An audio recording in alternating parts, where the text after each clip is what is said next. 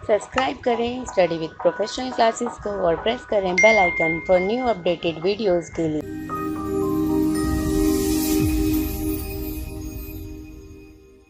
First point यहाँ पर जो है वो हमारा है बैंक रेट। अब जो बैंक रेट है वो है क्या, देखते हैं। Rate at which RBI discount the bills of commercial banks.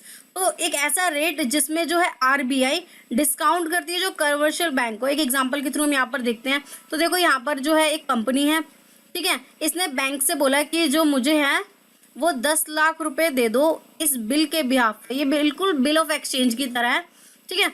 तो यहाँ पर 10 लाख रुपए जो है कंपनी ने बैंक से मांगे 3 महीने के लिए, ठीक है। लेकिन जो बैंक है उसने कहा कि भाई देखो 10 लाख रुपए तुम्हें चाहिए और 3 महीने के लिए चाहिए, और वो भी इस बिल के बिहाफ पे आप ले रहे हो, तो फिर मैं जो है वो 10 लाख तो दूंगा नहीं, ठीक है। वो जो अमाउंट है जो ये सिक्योर पर्पस के लिए बैंक जो है अपने पास रख लेता है वो है 2 लाख, और 8 लाख रुपए बैंक जो है कंपनी को दे देता है। अब इसके पास जो है ये बिल आ चुका है। अब कमर्शियल बैंक क्या करता है, उस बिल को आरबीआई को दे देता है। आरबीआई को कहता है देखिए ये जो है बिल 10 लाख का है और ये 3 महीने बाद मुझे पैसे मिल जाएंगे, आप उस पैसे को ले लेना। आरबीआई कहता है लेकिन 10 लाख रुपए के बदले मैं आपको 9 लाख रुपए यहाँ पर दे दूंगा। तो यहाँ पर कमर्शियल बैंक सोचता है कि चलो कोई बात नहीं, 1 लाख रुपए तो एटलीस्ट इसके पास सेविंग हो रही है, या 1 लाख का प्रॉफिट तो हो रहा है। तो यहाँ पर वो क्या करेगा, 1 लाख रख लेगा और 8 लाख रुपए यहाँ पर कंपनीज को दे देगा। तो यहाँ पर देखो past bank rate was the key policy. जब हम पास्ट की बात करते हैं तो क्या था, यहाँ ये से की पॉलिसी ऑफ कहा जाता था। लेकिन आप बात करें तो यहाँ पर जो है अब रेपो रेट आ चुकी हैं, बहुत सारी चीज़ें आ चुकी हैं। तो फिर अब ये जो है इसको एक बैंक रेट यानी कि जो उसका रेट ऑफ इंटरेस्ट है प्लस जो परसेंटेज जो होती है उसके अकॉर्डिंग उसको यहाँ पर देखा जाता है। Rate that give direction to the market interest rate, ये एक डायरेक्शन प्रोवाइड करती है। Now repo rate is the key policy rate.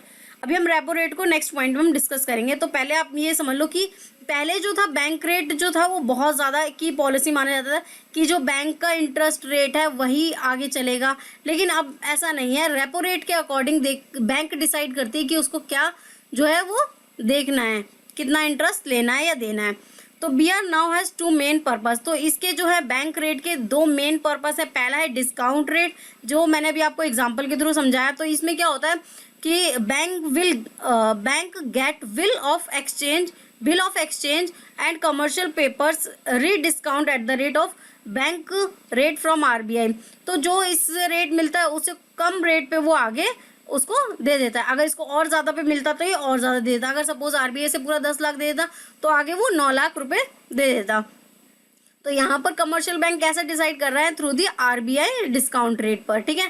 Panel rate या इसे पेनाल्टी भी बोल सकते हैं कि अगर डिफॉल्ट होता है कुछ लिक्विडिटी, सपोज जो बैंक है उसको कुछ अमाउंट अपने पास रखना होता है कि अगर कुछ शॉर्टेज होती है तो वो आगे उसको दे सके। लेकिन अगर वो ऐसा नहीं करता, एसएलआर और सीसीआर जो परसेंटेज डिसाइड है, अगर कमर्शियल बैंक उतना अमाउंट सीआरआर में नहीं देता या एसएलआर के थ्रू लिक्विडिटी फॉर्म में नहीं रखता तो उसको कुछ पेनल्टी पे करनी पड़ती है। वो पेनल्टी कैसे पे करेंगे, या बैंक रेट तो होगा प्लस 3% ऑन फर्स्ट डे, मतलब एक दिन का जो अगर जो है लेट हुआ है तो वो परसेंटेज, या फिर अगर एक दिन का है तो देखो अभी यहाँ पर 3% है, लेकिन अगर एक दिन के बाद इसी तरीके से सब्सिक्वेंटली होता है तो 5% उसका लग जाता है।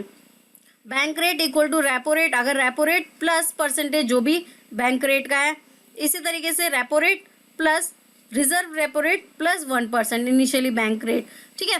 तो ये सारी चीज़ें क्या होती है, ये इस परसेंटेज पे जो है बैंक को पे करना पड़ता है। तो ये था पेनल्टी में लग रहा है, और दूसरे डिस्काउंट में बैंक रेट का जो है यूज़ होता है।